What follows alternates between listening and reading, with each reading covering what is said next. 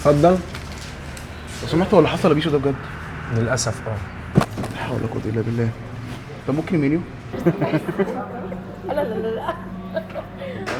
ما صدقت انت تخلوه عشان تقف على تلاجة الايس كريم، ها؟ والله مو الشغل من غير بيت ملوش طعم. ما واضح.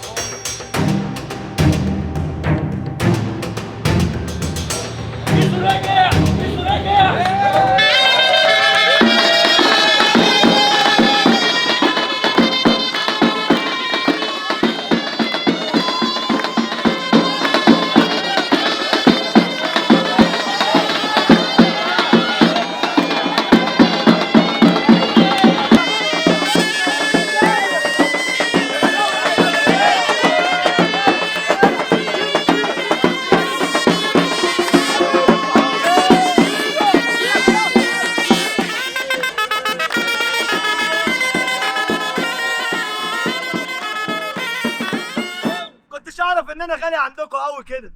انا رجعت ومعايا دهب كتير، دهب حقيقي مش فالص، دهب بيتاكل ما بيتلبس. والاول مره في مصر السبيكه ب 150 جنيه. سبيكه 100 من غير مصنعيه.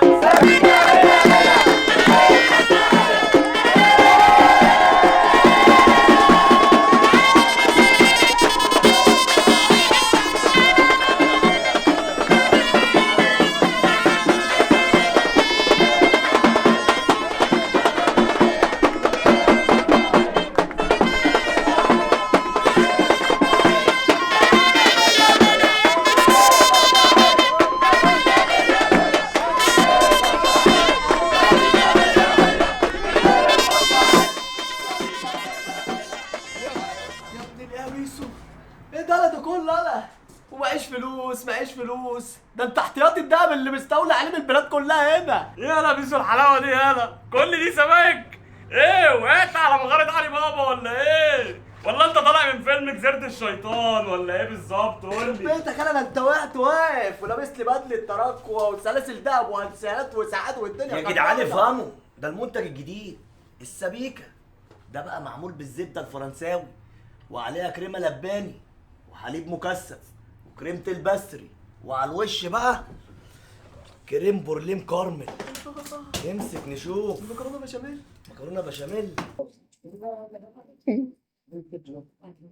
الله دي جامده قوي. يخرب بيت دماغك. ومش بس كده، بلبن عامل لكم مسابقه على سبيكه دهب. اللي هيشتري السبيكه دي هيخش معانا سحب على سبيكه حقيقيه. هيشتري السبيكه دي ب 150 جنيه هيخش على سبيكه 5 جرام. السبيكه دي سعرها كام يا عم ميمو؟